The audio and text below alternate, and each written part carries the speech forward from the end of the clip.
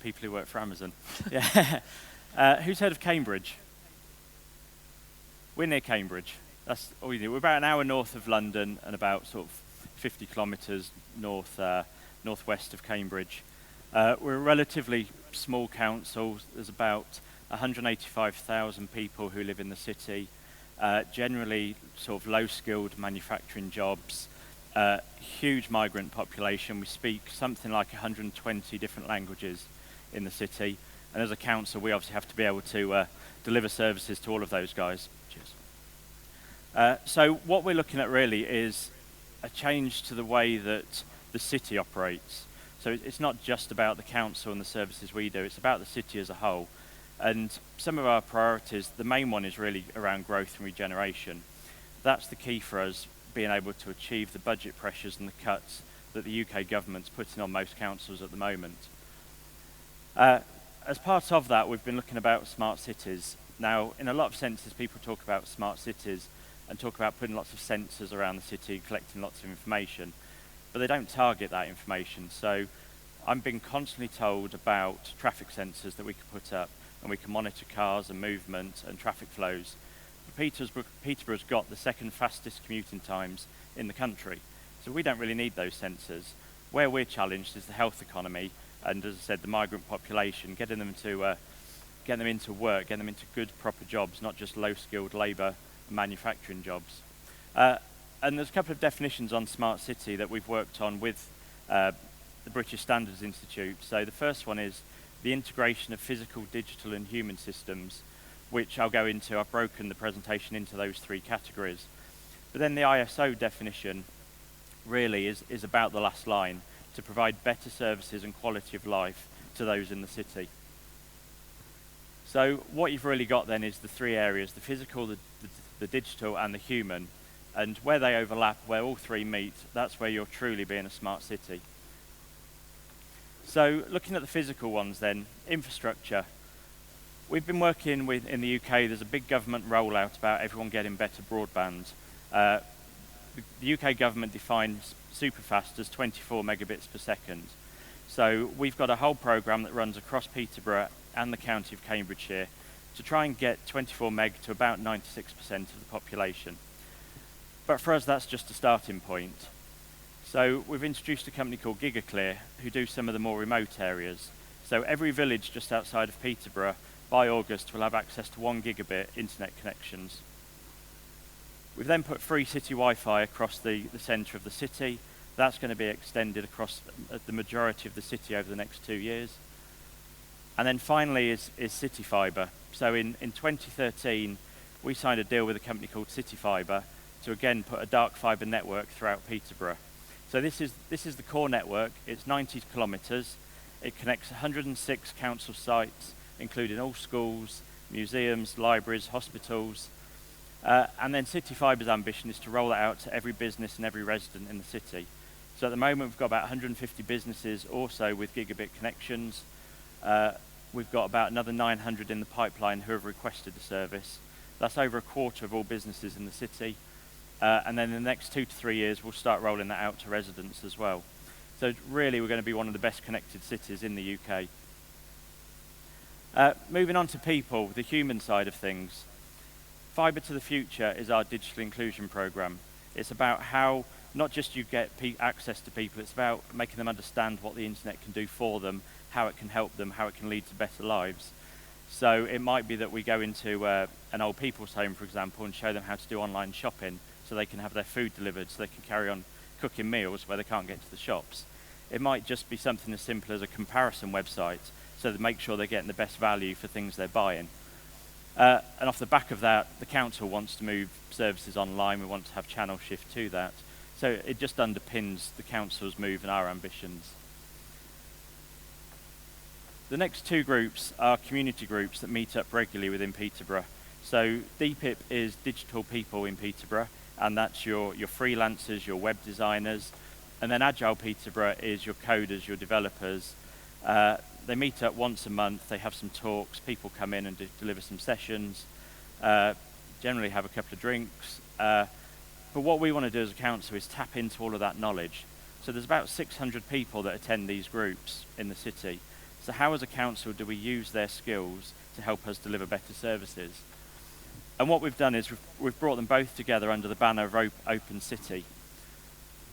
So this is where we push challenges to. So where we've got issues in the council, where we've got data that we don't understand or can't interpret, we send it out to these guys and say, can you make sense of it? What can you deliver back to us? So the very first basic thing we did with them was an interactive screen that was going in the square. We were looking at going out purchasing a screen. The council were going, what we're going to put on it, who's going to maintain it, who's going to update it. And we turned around to these and said, would you do it for us? Would you do it as a challenge? And they said, absolutely. We did 2 24-hour hackathons, and in July the screen will go live. So all the information on it has been put on it by the residents, it's been maintained by the residents, been looked after by the residents. So it's about having that inclusion. So then what we'll do is we'll start pushing some of the other challenges out to them as well. So when I get onto the weather stations, the information we gather from that will also go to these guys. So on that side of things, then on data, which is the digital side of things, Data Share is a program that we're working on with the government, which is around the council being open and transparent. So we have to publish all our information of where we spend our money, where all our services are, where our properties are, how much we all earn, if we earn over a certain amount in the council. It's all open data the government wants us to publish. We were then fortunate enough a couple of years ago to win £3 million from the government as a future city demonstrator. So this was about pulling together what a smart city should be, what it should do. One of the strands of it is living data, and there is a portal you can go on. You can upload information and just see how it maps across Peterborough, socio-economic sort of things. And then the one that interests me most is a very simple premise, working with a company called Science Scope, and it's around weather stations.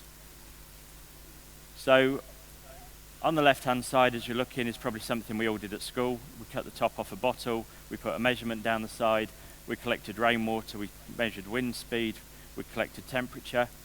All we're doing really is taking that and bringing it into 2015. So we've got 25 of these weather stations going across the city. They're all going into schools.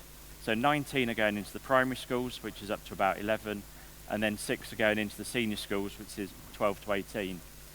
So the primary aim of them is to teach the kids about weather, teach them to understand the differences of weather, differences between rural schools and inner city schools, and then they're also going to have noise sensors, light sensors, and various other things attached to them.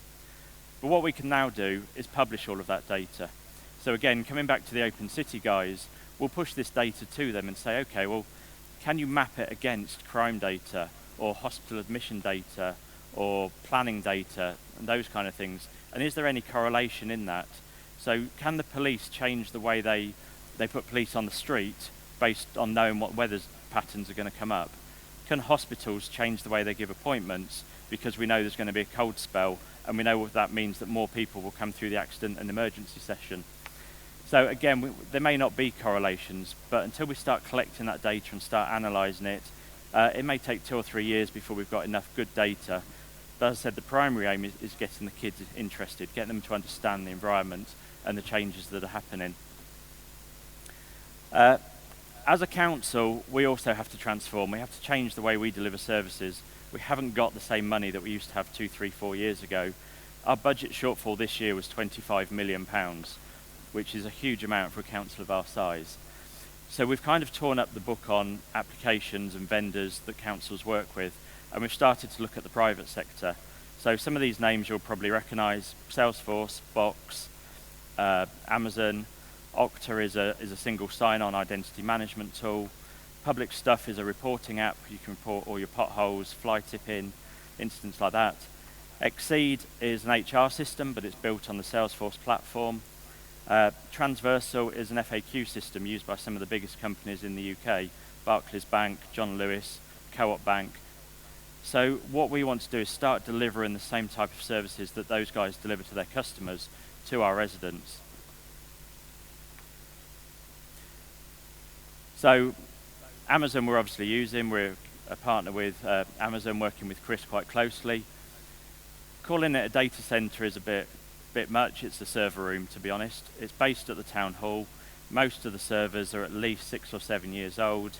The air conditioning is dying. I got an email about 2 hours ago saying, can we turn off all non-essential servers because the air conditioning's going, because our air conditioning doesn't like hot weather.